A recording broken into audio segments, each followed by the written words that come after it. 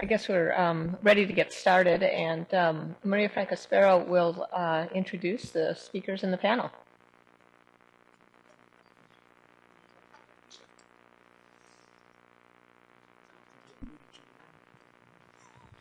Good morning.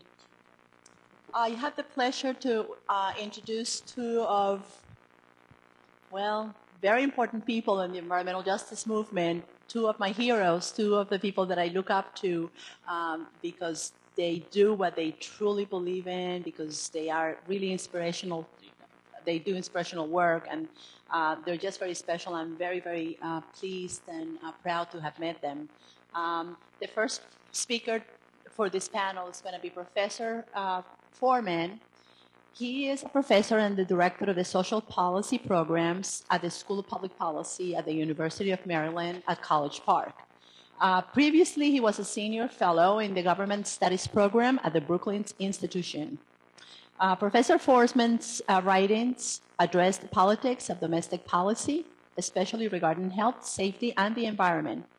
He edited The African American Predicament, published by Brookings in 1999. The previous year, Brookings published The Promise and Peril of Environmental Justice. Professor Foreman earlier wrote Signals from the Hill, Congressional Oversight and the Challenge of Social Regulation, which was awarded the 1990 D.B. Hardeman Prize by the Lyndon B. Johnson Library at the University of Texas as the best book about Congress published during 1987-1988. From September 1999 to April 2005, Mr. Foreman served on the Board of Governors of the Nature Conservancy, one of the nation's largest environmental organizations. He remains affiliated with the Brookings Institution as a non-resident fellow. Professor Foreman attended Harvard University, where he earned the A.B., A.M., and Ph.D. degrees in the Department of Government, 1974, 77, and 1980, respectively. Welcome. We're going to talk. We do not have PowerPoint. I know that's a great disappointment. So you'll have to look at us. You'll have to look at us. Thank you for coming, and thank you, Maria, for reminding everyone how old I am. Since 1997, I have, by my rough count, spoken before groups about environmental justice something like 40 times, either individually as part of a panel. And this occasion, however, is very precious to me because I don't get to campuses other than my own very often. It's also precious to me because I, for once, don't have to tell people what Warren County is or where it is. I don't have to tell people what Cancer Alley is or where it is. And so that's a great relief. I should tell you, as I guess Maria has indicated, I long ago left Brookings and re-entered a teaching career. I rarely speak about EJ much anymore. And I've largely given up writing about it. I've said probably too often, in fact, everything I have to say about it for the most part. But what I have to say is, I think, somewhat worth hearing, and I'm grateful for the opportunity. So thank you very much. I want to acquaint you, or in some cases, I guess, reacquaint you, since we have people here who've actually read the book. That's not usually... That's a kind of a daunting thing. So please don't somebody stay up and say, Professor, on page 94 you said, I suppose it's possible. Let me acquaint you with my general experience and outlook. I'll just very briefly tell you how I came to address and understand this subject, what I was trying to achieve in the book when I wrote it a decade ago. It is in many ways, I think, out of date. Mercifully, Brookings keeps things in print forever, so it'll be out there for a long time. How I came to address this subject, what I was trying to do in the book when I wrote it, what I think EJ itself has achieved, and what I think it has not achieved and maybe cannot achieve. I have titled my talk, as you'll see in the program, 10 years later, Reflections of a Sympathetic Skeptic. And that is really how I very much position myself. First of all, I came to this subject very much as an outsider. I was not any sort of activist, but rather a Brookings researcher, writer, and political scientist who'd published a couple of books and was looking to produce a third one. Just as by way of a little biography, despite the Harvard pedigree, I made any number of serious career mistakes, one of which was getting out of graduate school with a doctorate and publishing almost nothing for about 8 years, which is not the good way to start your academic career. So those of you who are budding academics, don't do that. I am not an example. Don't do that. I opened the New York Times one afternoon in December of 1993 to find in the Week in Review section a story about a pending presidential executive order, which you've heard about. An executive order on something called environmental justice, which I had never heard of. The first time I'd ever heard the term. I became intrigued and started reading up on the subject, and the more I read, the more interested I became. I sent a research assistant to gather as much of the literature as possible, and I started reading as much as I could, not only about EJ, but also, and I think this was crucial, about environmental policy making generally, about environmental policy implementation, environmental and other kinds of risk assessment, epidemics, disease clusters, and so on. I'd done some of this during earlier research. Understand, too, that I'm doing all this with an eye to literatures on such things as social movements, which David is an expert on, collective action problems, which you political science types will know something about. I also did something else. I obtained and started reading through the summary minutes of EPA's National Environmental Justice Advisory Council, NEJAC. And I started attending the meetings of NEJAC.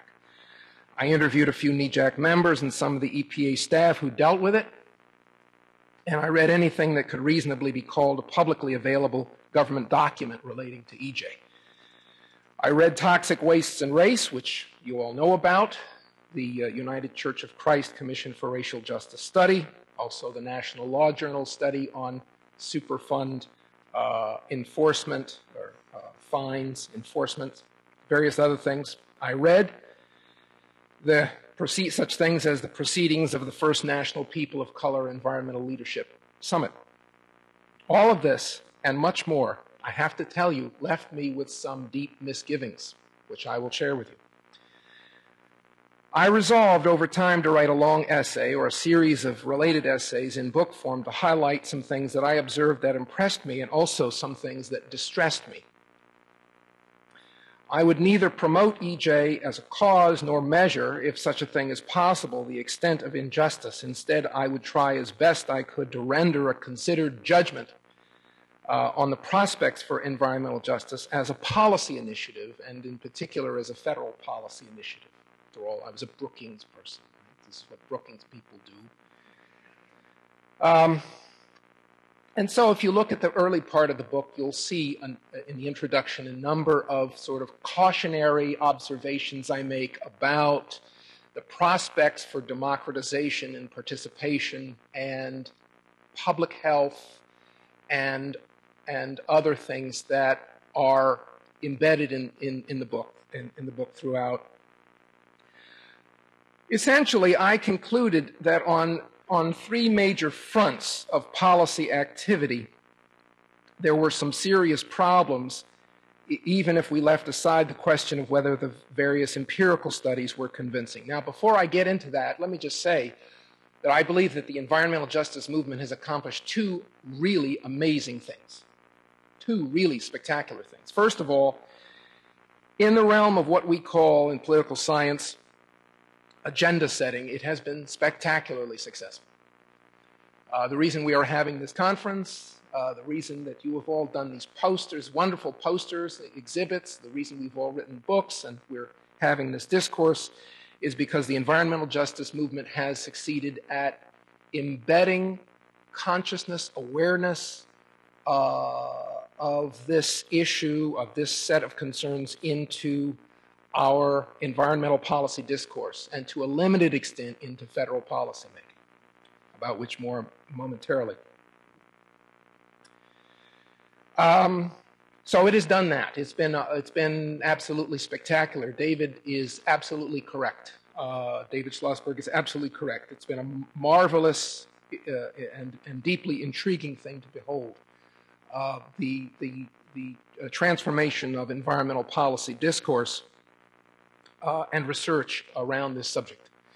The second really, really amazing thing I think that has happened, of course, is that EJ activism has led to some significant concrete victories for communities in avoiding environmental bads or disamenities or whatever you want to call them, getting some things removed, blocking some construction, blocking permits, and so on. Probably not enough to suit Luke Cole, but it has been remarkably effective on that in doing that. So one cannot take anything away from the movement on those two grounds: agenda setting and this sort of blocking action, citizen mobilization. Now, this said, however, there are three, I guess, areas that I highlight in the book, at the core of the book, that I want to say a little bit more about. First of all, with respect to democratic empowerment, problems of participation. One of the things that I highlight in the book and in my other work on this subject has been the challenge of some sort of coming up with some sort of realistic, manageable agenda of priorities for policymakers and for the policy process. As you undoubtedly understand, environmental justice has a kind of all-encompassing and boundaryless aspect to it, which is wonderful from the standpoint of mobilizing, but it is an absolute nightmare for policy makers and policy implementers, and that's a challenge. I'm not saying it's necessarily a bad thing, but it is a challenge. I also think that it's unlikely for the movement to ever come up with any sort of clearly articulated, manageable a set of priorities for a couple of obvious reasons. One is the political payoffs to not doing that, and the political costs to doing it. The political cost to doing it, of course, is to sow the seeds of dissension and discord within your own movement, and no social movement is really going to be about that. What this in turn means to me, at least, is that if anyone is going to impose some kind of order or agenda on the movement or some sort of a focus, it is at least backhandedly going to have to be the policymakers themselves. Or perhaps you could say the process itself as this sort of what David would call this new pluralism plays itself out. Some things will bubble up to the surface and other things will fall away.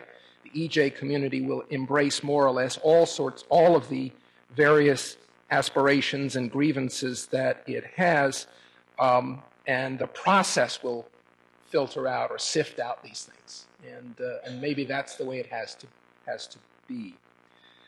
One of the things that I thought was interesting when I was looking at this subject was how what you have here in a policy, especially from a federal policy standpoint, is an effort to retrofit existing statutes and programs to be responsive in new and interesting and important ways. And that's really a difficult thing to do, it turns out, because without statutory authority and budget authority, and without people being held accountable for actual performance, what you're going to have in many cases, in many ways, I think, is a lot of well-intentioned but ultimately not very productive talk about what we should be doing. And I think some of the history of environmental justice response by the federal government has shown this to be true. Al Gore, when he was a senator, introduced something called an Environmental Justice Act, which was a kind of a way of kind of helping to lay down a marker for the subject, I guess, on Capitol Hill. Notice that in 1993, when it's Vice President Al Gore, we hear nothing about this Environmental Justice Act, and I'm not surprised. There has always been, and I think will continue to be, tremendous amount of resistance to, let's say, opening up the Clean Air Act or the Clean Water Act or the pesticide law to actually inject authority for dealing with environmental justice into these statutes. Certainly when I talk to mid-level policymakers, this is absolutely the last thing they want. And I suspect that that is true also of the political establishment in Washington as a whole. I haven't surveyed them, I haven't questioned them, but I suspect that's true, and I don't think I have to explain to you why that is. Now, with respect to priorities, and let me move to the health issue quickly, one of the challenges that I saw in some of the early quantitative work, and by the way, don't read me on the quantitative work. Susan Cutter's presentation is absolutely what you should look at, okay? Because when I was looking at the early EJ studies, I, in my own sort of groping and inexpert way, was coming around to some of the same questions and reservations that are expressed in the slides that she was showing. So forget my book, go to Susan Cutter's presentation. All right? I do think we ought to have, there are some serious environmentally related health problems out there. Childhood lead, which the students have been talking about, although we are facing probably diminishing returns in terms of what policy can give us on that front. We got the lead out of gasoline some years ago, and we've done some lead abatement, a lot of lead abatement kinds of policy making, at least with respect to disclosure and so on. How much lower we can reduce those risks is an interesting question, but I'm all for it to the extent that we can. But it'll be costly, and probably costly at an increasing level per unit of risk abated. Agricultural chemical exposures, especially for Latino farm workers. No question this is a serious concern. Those of you who I went to NEJAC hearings. Those of you who are familiar with this issue, no one can have any doubt that there is that not only is there smoke, there's a fire there, okay? And I guess what I would say is that we face serious political and other issues with respect to getting a handle on that problem. But it's a real problem. In general, I would say, and I'm not a risk professional, but in general, I would say, in the occupational realm, that's where you really will see serious, the most serious and the most provable, the most demonstrable risks, because that's where the high exposures generally will be in the occupational realm. Okay, asthma. Childhood asthma, in particular, is another one. There's no doubt that there's something going on there. What I would add to this, however, is that abating all these things will be costly, challenging, difficult. It will require lots of interventions that won't be easy to tackle. What I would, in addition, I would simply say that in many ways, the health effects of many chemical exposures continue to be hard or impossible to prove, and a lot of what EJ activists are worried about or concerned about are in many ways quality of life nuisances, odors, dust, traffic, and so on, that could in some cases be hard to frame successfully in health terms. Okay? There's also one other thing that I would point to, which is the talk about cumulative risk, multiple cumulative and synergistic risk. I heard when I was following, I became a sort of, as I said, a camp follower of NEJAC. I heard a lot of talk about this. Activists would invoke this term rather than betray any real commitment to doing things that would be necessary to really get a handle on this, it seemed to me. Not that they weren't being insincere. I think in my own judgment was that in many respects what activists were doing was invoking technical language, even though, as those of you who are familiar with sort of grassroots environmentalism, there's a tremendous amount of suspicion of the scientific and technical establishment out there out there. Okay. Title VI, talk about retrofit. Title VI was a statute created in 1964. I guess the germ or the origins of it go back to the late 40s. Title VI is wonderful for defunding segregationist activities that are official segregationist activities, segregated hospitals, segregated schools, and so on. As it has happened, and Luke will say more about this because he's the Title VI expert, as it has happened, Title VI hasn't gotten us very far. Again, this process of trying to retrofit existing statutes, whether the National Environmental Justice Policy Act and its environmental impact statement process, Title VI and other things, so as to inject EJ into their implementation, has been difficult. For this to happen, you would have to revise or remake, in some ways, environmental policy agencies so as to empower them, to fund them, and to hold people accountable for actual performance on this front. And I don't think we do it. And there will be resistance to doing that. But in principle, I'm all for trying to do it. But that's the fight that is a fight we would have if we really wanted to do this in a serious way. The NEJAC, and I'm coming to a close here, I'll just take a couple more minutes. The NEJAC as a body was always limited. Those who've served on it will tell you this. It was it injects, to some extent, it's able to inject the voice of low-income and minority communities into the policy process to a limited extent, but there's a certain amount of disorganization, or has been. It also doesn't have power. There's no real decision-making power by the NEJAC. It's the usual sort of weak democracy, as opposed to what I guess Benjamin Barber would call strong democracy. It's feedback, comment, give us your opinion, give us your thoughts, as opposed to real decision-making governance power, which is what I think people really would prefer to have at some level. As for economic justice, brownfields jobs, green-collar jobs, and so on, as I was saying to the students just a few minutes ago, I am a great cheerleader for all these things. I remain hopeful. I continue to hope, but I am also realistic and pragmatic. It's going to take a long time.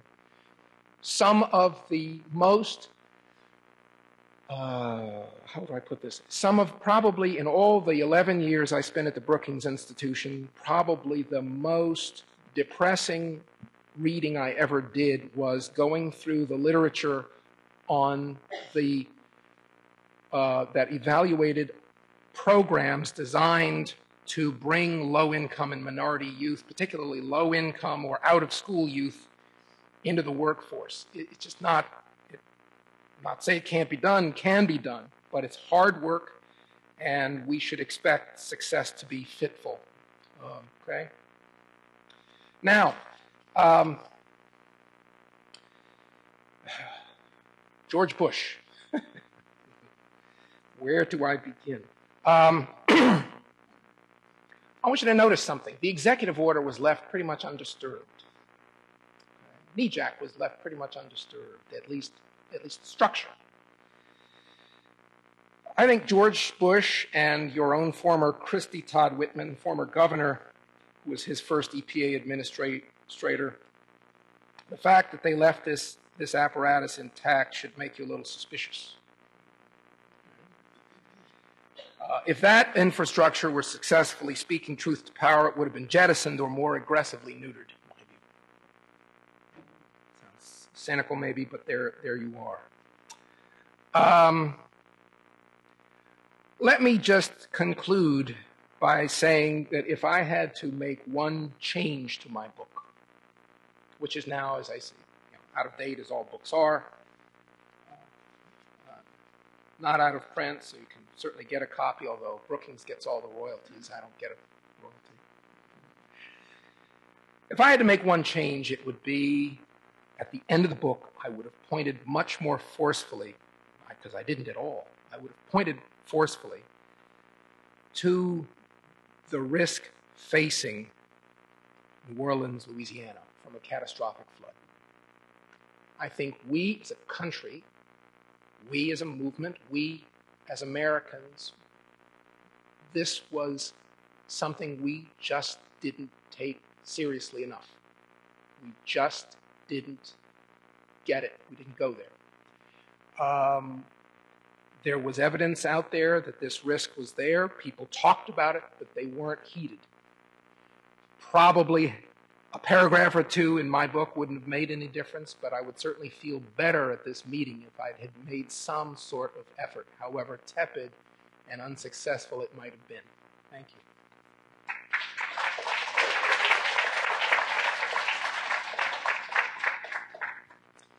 Thank you, Professor Foreman, because you dared to ask the questions, the hard questions, and challenge us. Thanks. Our next panelist, Professor Luke Hall. He's the Executive Director of the Center on Race, Poverty, and the Environment in San Francisco. He represents low-income communities and workers throughout California who are fighting environmental hazards, stressing the need for community-based, community-led organizing and litigation. He also provides, through the center, legal and technical assistance to attorneys and community groups involved in the environmental justice struggles throughout the nation. He is widely recognized as one of the foremost environmental justice lawyers in the United States. He sued my Department of Environmental Protection. And so there's a page of accomplishments. For the sake of time, please read his bio, but also he wants me to tell you he's a national expert in root beer. Welcome.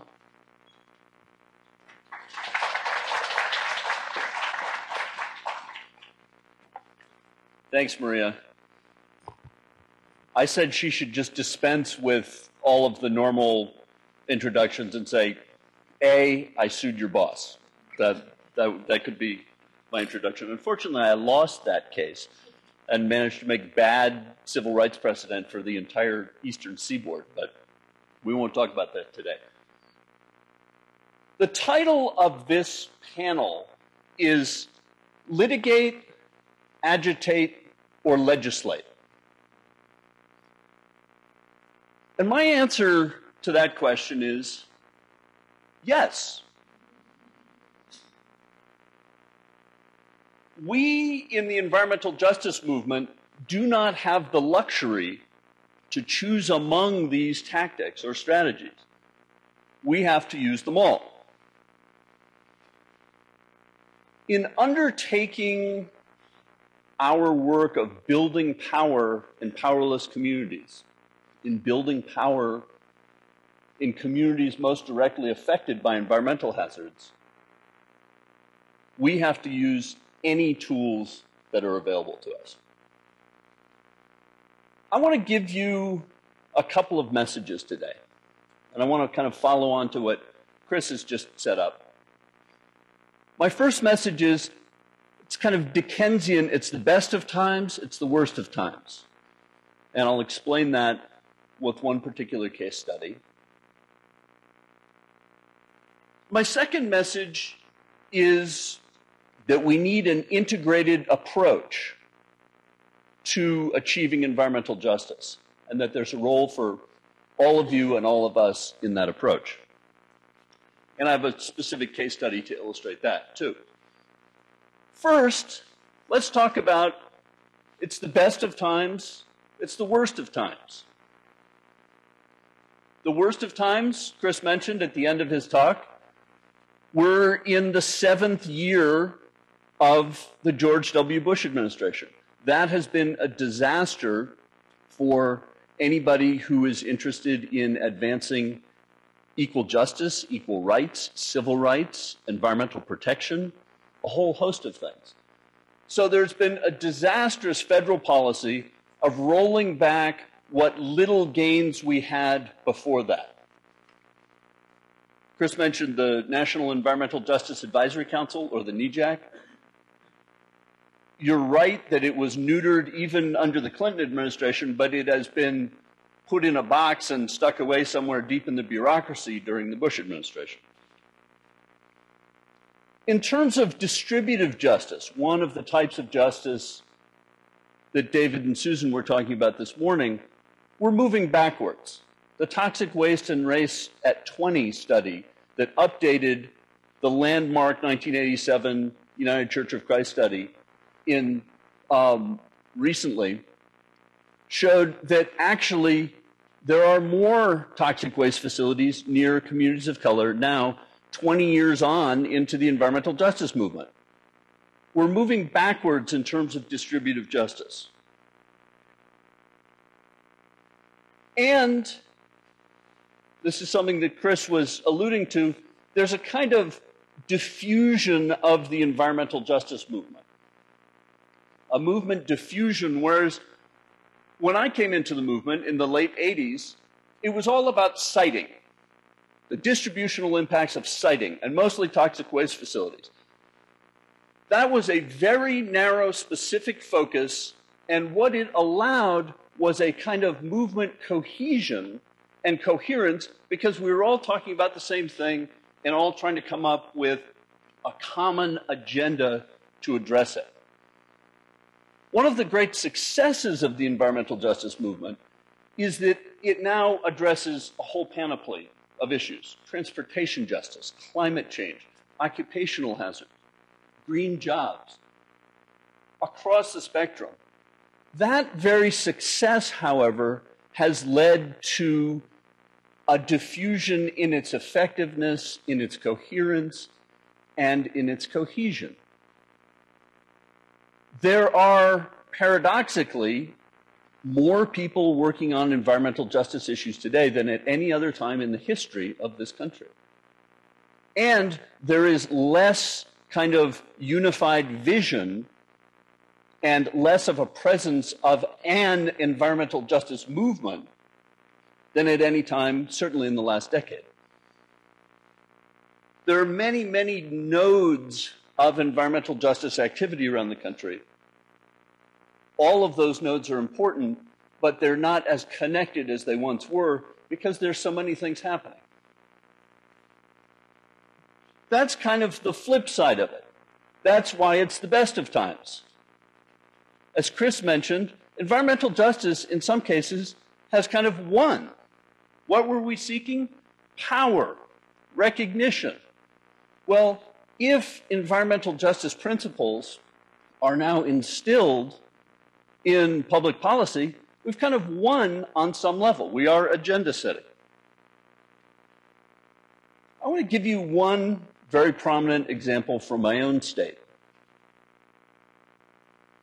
about the integration, the deep integration of environmental justice principles in public policy. AB 32, the Global Warming Solutions Act of 2006. By far the most comprehensive and progressive climate change legislation yet enacted in this country. It's a model for other states. It's a model for the national legislation that's being considered currently. AB 32 is explicit in recognizing environmental justice in a couple of very important ways. First, in the text of the law itself, it recognizes distributional impacts. Not only does it recognize distributional impacts, but let me read you from the text of the statute. This is California state law. Under the law, the state must, quote, ensure that activities undertaken to comply with the law, quote, do not disproportionately impact low-income communities. California's state law combating climate change, which is leading to fairly dramatic changes in the economy and is going to, over the next 15 or 20 years, explicitly says on its face that that change cannot have an unequal distributive effect on low-income communities. That is a triumph of the environmental justice movement. Secondly, to help the state implement this law, there is the requirement that the governor appoint an environmental justice advisory committee. Now, I've been on environmental justice advisory committees before. I served on the National Environmental Justice Advisory Council for 4 years. And I can tell you that we had zero power. And under the federal law, that advisory committee was constituted of multiple stakeholder groups: industry, governments, environmental groups, community groups, broad-based, so that each different shareholder group was at the table, but any particular shareholder group, particularly environmental justice communities, had just a minority voice at the table. Under AB 32, the Environmental Justice Committee must be appointed from environmental justice communities. All of the stakeholders, by law, have to be from environmental justice communities or be environmental justice advocates. That also is a remarkable victory for the movement. It's a victory of self-determination, which is one of the watchwords of the environmental justice movement. We speak for ourselves. Communities should speak for themselves. And as David Schlosberg mentioned this morning, I think it's kind of that recognition piece. I would call it procedural justice, perhaps, but I think it fits into his rubric of recognition. Now, why do we have such progressive legislation that recognizes environmental justice so deeply? Well, environmental justice is a mature movement in the state of California. And there are very strong environmental justice nodes in San Diego, Los Angeles, the San Francisco Bay Area. Our legislature, which is dominated by coastal representatives, because that's where the population is, largely in California, our legislature is a relatively young legislature with a very high percentage of people of color. And those coalitions in the legislature, aided by progressive coastal whites, have a real environmental justice sensibility. This is what they grew up with. Many of them were young aides to the mayor in LA when people were demonstrating in LA for environmental justice, or were aides to legislators, or were graduate students, or were environmental justice activists themselves, and they're now in the legislature. So we've been able to translate kind of environmental justice ferment on the ground in California into state legislation. I wish I could report to you that we had this type of success with every bill that we ran. That's not the case. But AB 32 stands as a monument to what the movement can achieve. I point out two things. First is that AB 32 was signed by our Republican governor, Arnold Schwarzenegger. So this is not just something that's happening in Democratic environmental and environmental justice circles in California. Schwarzenegger saw the political requirement to sign on to these environmental justice provisions and protections. Further, AB 32 is a model for the federal legislation. And one of the great successes in environmental justice in agenda setting has been that almost every bill that's talking about an economy-wide cap-and-trade system in addressing climate change has environmental justice provisions in it. McCain-Lieberman, Senate Bill 280. I quote, there's a section called Mitigating Climate Change Impacts on the Poor. There's a section that requires examining the distributive effect of the allocation of pollution trading credits on household income. There's a section on adaptation assistance for low-income persons and communities.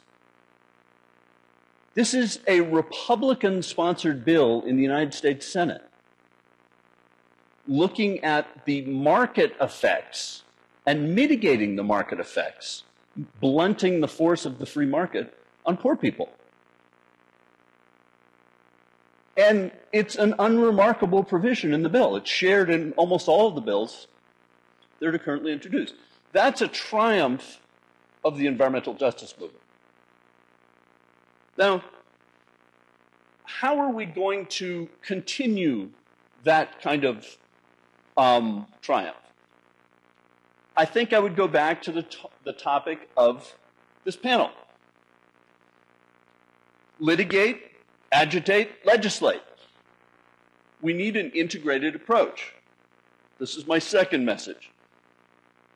As a litigator and as an agitator, unfortunately, I think I've been less successful than AB 32 was for the legislators.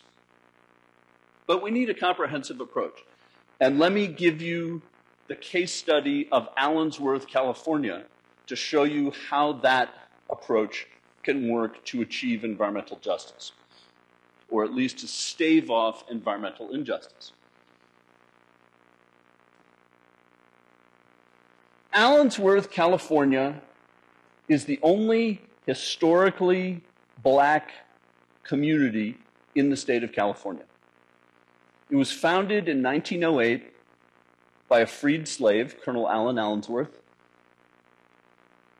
And it was not only founded, but set up, run, and flourished as an African-American community in the middle of California's Central Valley in a very hostile political climate in the early part of the last century.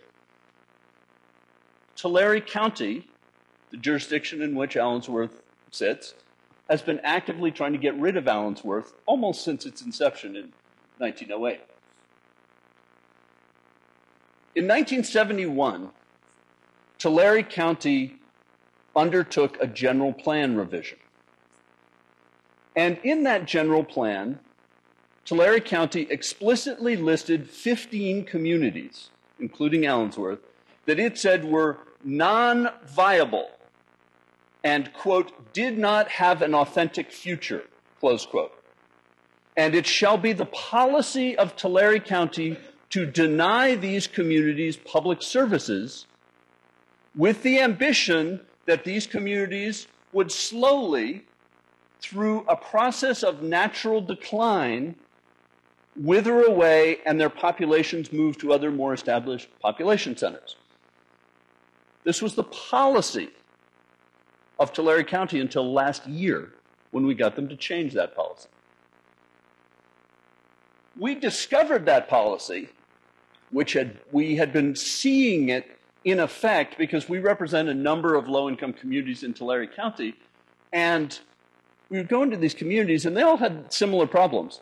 Lousy water quality, very little public infrastructure, very poorly paved streets, no sidewalks, no street lights. And we'd say, you know, the county's got to do something about this. These are unincorporated areas. And we'd go to the county and the county would say, you know, we really can't, we don't have any money to invest out there. We really can't do that. We can't connect them to city water. We can't give you sidewalks. And then one of our attorneys discovered this provision in the general plan, and we realized it wasn't just kind of benign neglect. It was active policy of the county to not give public services to these communities. Just for context, the 15 communities on that list, 14 are still here with us today. Desperately poor, overwhelmingly communities of color. 13 Latino farmworker communities and Allensworth, the one town founded by African Americans in the state of California. Now, Allensworth has been the target of a number of lousy land use decisions over the years. There was a proposed turkey farm next door to town that the county approved. There was a proposed grease trap dump near town. Have any of you ever worked in the restaurant industry, in the food service industry? Do you know what a grease trap is? It's the thing in the drain of your local McDonald's that when they're dumping all the stuff, it catches the grease so that it doesn't go into the publicly owned treatment works, into the sewage facility. And they take all that grease out and it has to go somewhere. Well, somebody had the bright idea that they should set up a grease trap dump to dump this stuff, to use it as a soil enhancement, and put that out. Well, where should we put it? Let's put it out at Allensworth. This is the one project the county didn't go along with. We were able to beat that at the planning commission level, thankfully. But there was also a proposed toxic waste incinerator out by Allensworth, a whole number of bad land use options. Most recently, there was a proposal to build 2 megadairies, major factory farms, 12 to 15,000 cow dairy farms,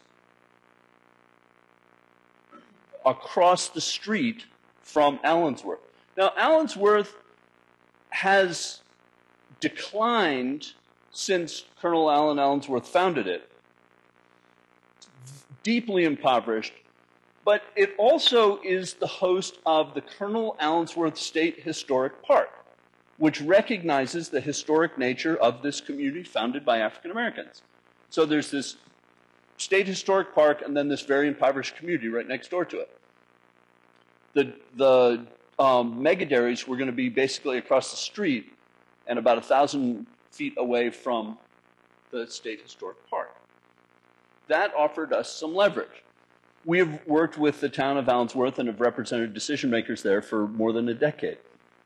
So we swung into action with the litigate piece, and the center sued Tulare County under both California environmental law and California civil rights law. We had managed to get the Attorney General involved, and the Attorney General also sued, as did the Natural Resources Defense Council. So we had a big coalition. There were 3 lawsuits targeting Tulare County. That was the litigate piece. There was also an agitate piece. The residents of Allensworth are their own best ambassadors, and we tried to get as much press and plug them into as many legislators and press outlets as possible. Some of you may have seen the piece in the New York Times on Allensworth. That was a direct result of our kind of agitation campaign to get the word out. And as a result of that agitation campaign, there was legislation. When the Congressional Black Caucus, not the Congressional Black Caucus, the Legislative Black Caucus, I'm sorry, I'm on the wrong level of government here. The Legislative Black Caucus in California found out that Tulare County was going to put a megadairy across the street from the Colonel Allensworth State Historic Park. They said, wait a second. No, you're not. And they introduced Bill AB 576, a bill which would ban the development of noxious land uses, including megadairies, within 5 miles of this state historic park. And that would have created a buffer zone that protected the town of Allensworth as well as the state historic park. Well, all hell broke loose in the legislature when this bill came up. It had very wide support. Coastal Democrats thought, you know, why should I piss off African American constituents to protect dairy farmers? You know, so there was broad support for this bill, but There was also a great deal of concern among local jurisdictions because this was the state stepping into a typically local issue of land use, zoning, planning. So, what happened? The governor said, I don't want this bill to pass, but I want a solution here. And so the state parks department bought out the dairy development rights under the direct instruction of Governor Schwarzenegger to eliminate the threat of these dairies to Allensworth. So we won through a combination of litigation, agitation, and legislation. Without any one of those three pieces, we would not have won this battle. Today, there will not be mega dairies built across the street from Allensworth. Now, Allensworth remains a desperately poor community. It remains neglected by the county, and we're working to come up with economic development ideas. But I think it also stands as a nice environmental justice success. I want to conclude here by doing two things. First is to say that the title of the talk, the title of the panel, litigate, agitate, or legislate, should be a rallying cry to all of you in this room, particularly the students. I was tremendously impressed by the panel presentations here, the poster presentations here, which I got a chance to look at during the break. This is a very sophisticated, high level of understanding of environmental justice and a deep exploration of it. And I think it's really a tribute to Kim and to Melissa and the excellent program they're running here. But I hope that what you'll do is translate that academic ferment into something out there in the world so that as you go forth, you are litigating, agitating, and legislating. And I'll leave it there. Thank you.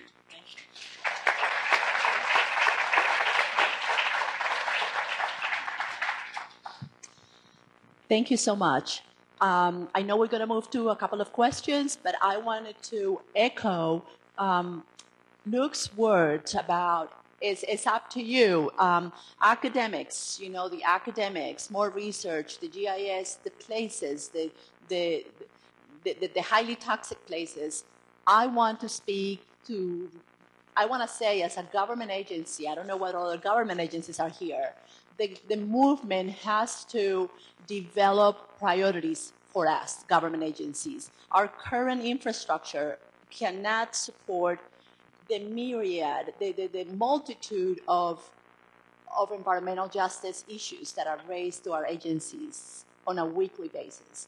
Our structure can't support it.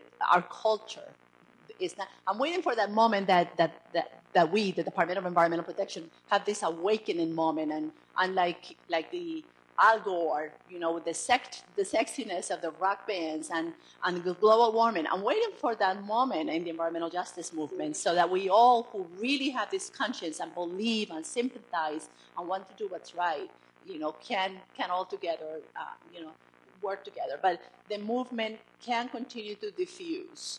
Not everything can be an environmental justice issue.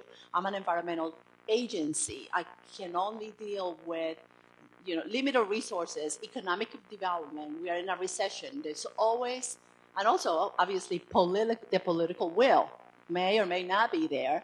And so all of you need to speak to your politicians. This legislation all these proposed bills, they're there. We go to hearings. There's hearings in Capitol Hill. There's hearings in Trenton. Nothing comes out of that. So I want to leave you. I challenge you to turn all this wonderful academic research and hold our feet to the fire and make things happen. So any questions? We will be taking questions for the panelists. Luke, just curious, has there been litigation citing the anti-discriminatory portions of AB 32 that you noted, and have those strengthened the cases as a result?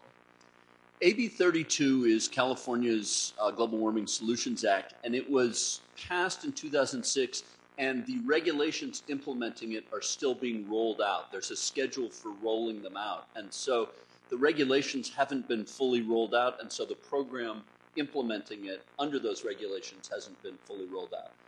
Governor Schwarzenegger has really pursued the cap and trade angle that is mentioned and kind of implied in the legislation, and a number of legislators and also the California environmental justice community have kind of pushed back on him for that, but there has not been any litigation under the law yet. It hasn't been put in place enough for there to be litigation over it. I think, though, when you see the regs roll out early next year, in January of next year, there will be legal challenges just because I know what those regs look like now. I'm an alternate to the Environmental Justice Advisory Committee, and they're not doing it the way we want them to, so there will be litigation.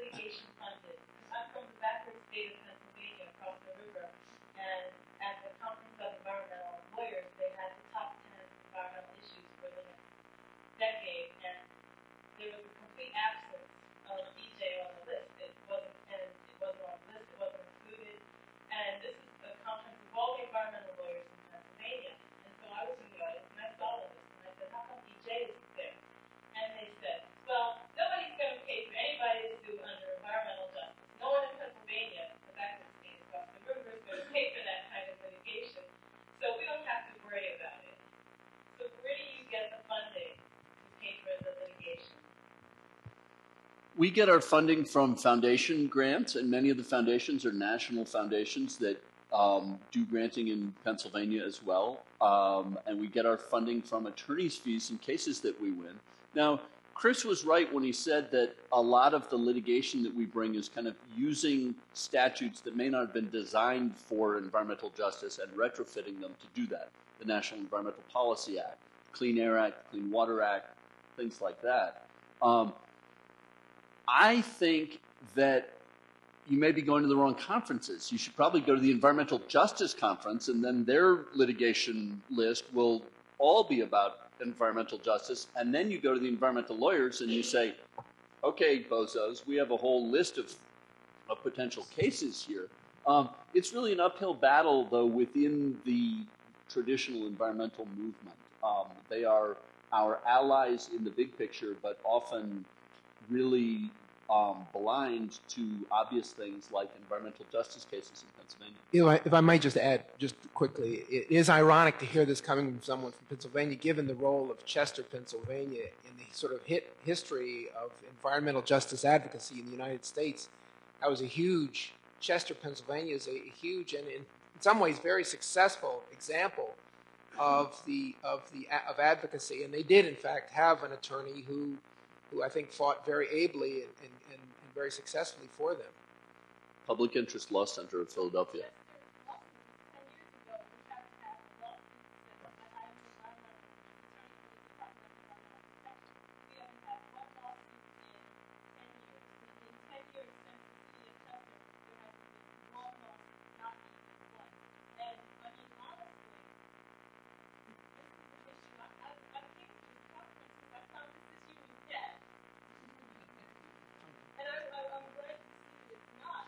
The news of its demise is premature.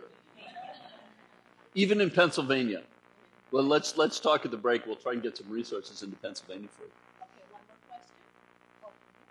You spoke about the academic permit, wondering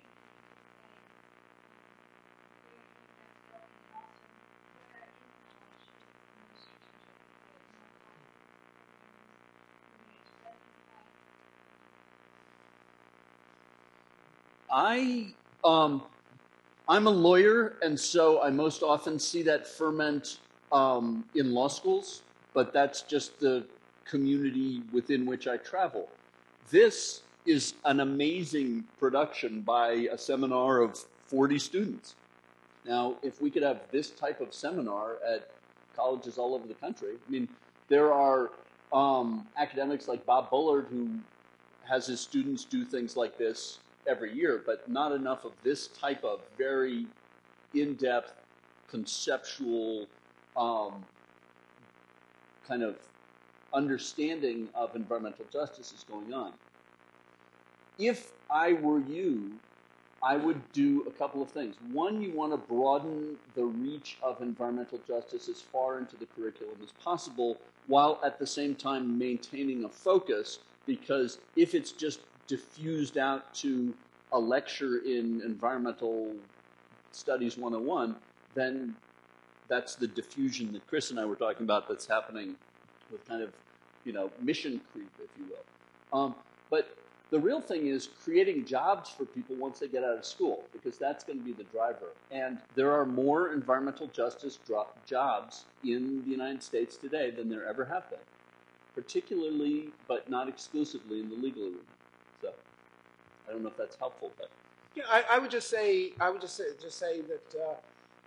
this subject, I mean, this conference is evidence that this subject has been legitimated or legitimized as a scholarly and pedagogical focus, and my guess is that will continue to proliferate.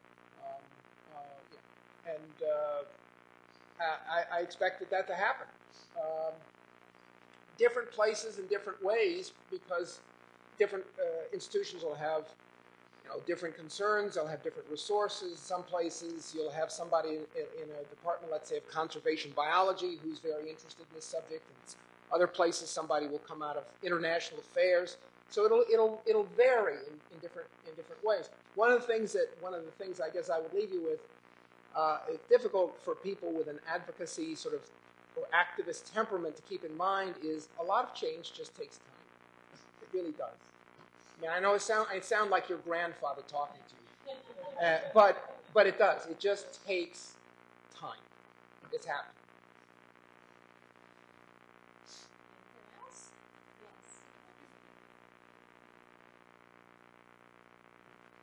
Is there a mic? Yeah, there's a.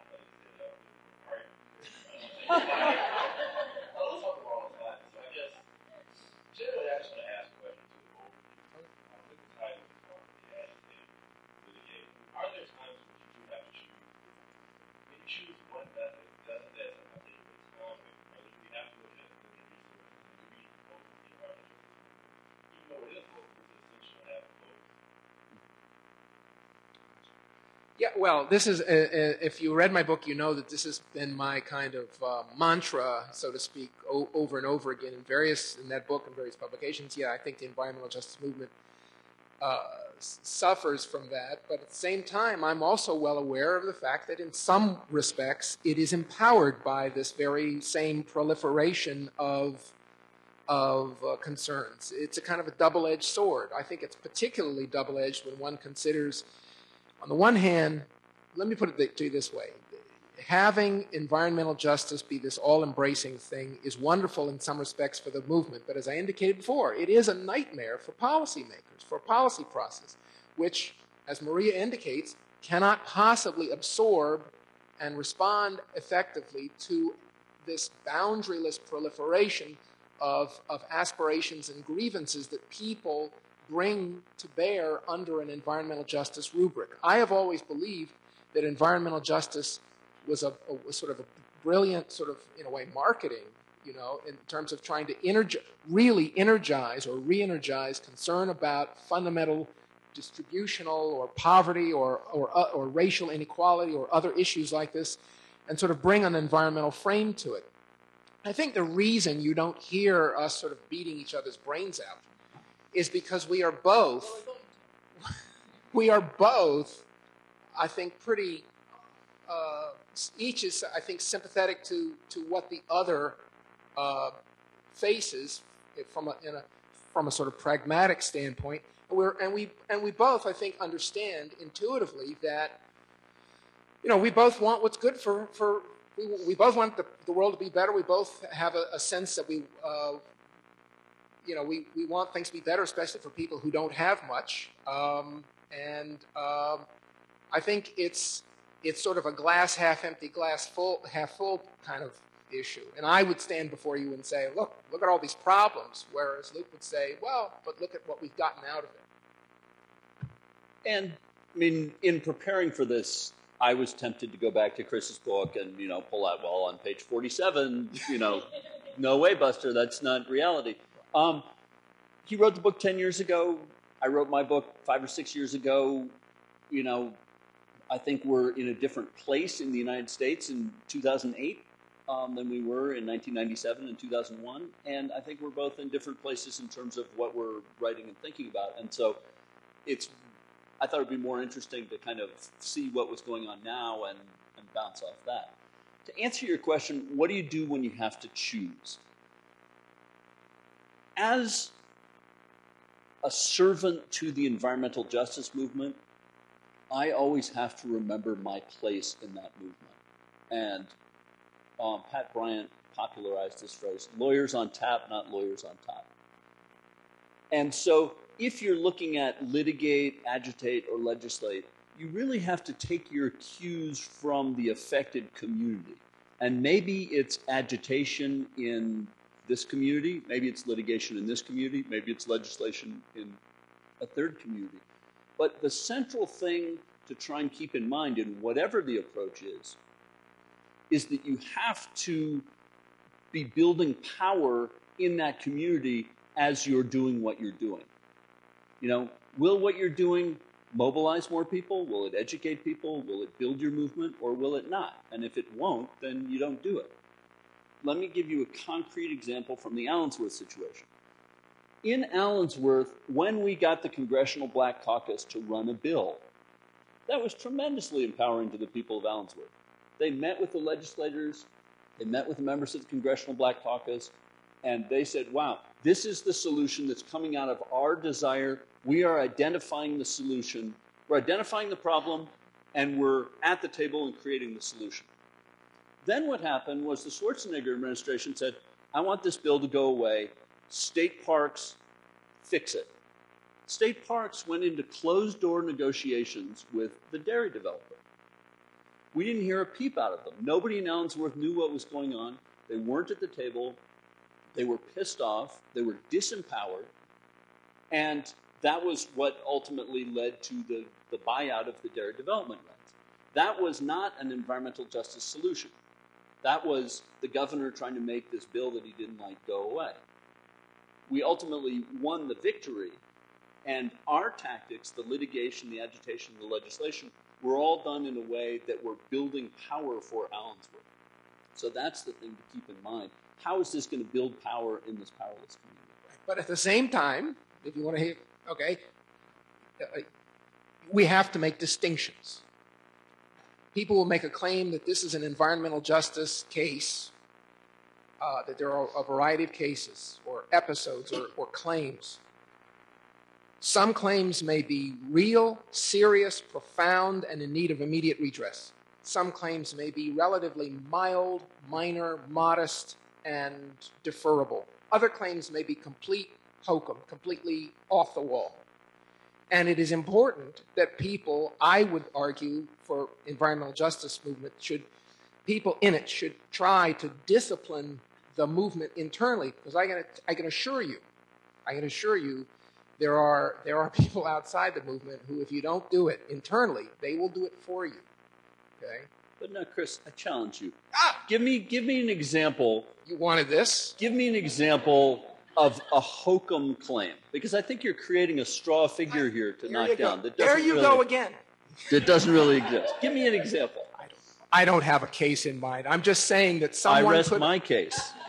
Someone could argue that you have an example of an environmental, that something was done to people, to a community for reasons of race that wasn't done for reasons of race, or that there's a risk that is being overblown or exaggerated. Someone could make that argument. That's an entirely reasonable position to take with respect to a particular site or facility. I have heard people make that argument about the Warren County landfill. I've heard that people make that argument about Cancer Alley. That, show me the data. Where are the bodies on the floor and so on. So my point is not to say that any particular grievance is baloney, but it's at least conceptually possible that there are some exaggerations or some derailments that need to be kind of recognized as such. That's all. It's just conceptually difficult for me to believe that every single grievance by every single person, that anyone who can get up to the microphone to talk about some particular grievance or claim, that they're all equally valid or all equally right. It just doesn't sound right to me. But I'm not going to give you chapter and verse of, well, here is person X who's clearly off the wall. But that's not an unreasonable suspicion. And I want to agree with Chris that when we toss out words like racism, we shouldn't do it lightly. I mean, those are powerful words in our society, and they retain their power because we use them judiciously. And so, there are many situations in my work where we encounter environmental racism. Allensworth is a classic example, and I have no problem using racism in that context. But there are other fights in California where advocates have used that word where I've counseled them not to because I don't think it's, it's appropriate in a particular struggle. I want to thank the panelists. Thank you so much for your insight, for being here. Thank you, Kim. Thank you, everyone here who brought us here. We'll move to the next panel or break. Thank you so much.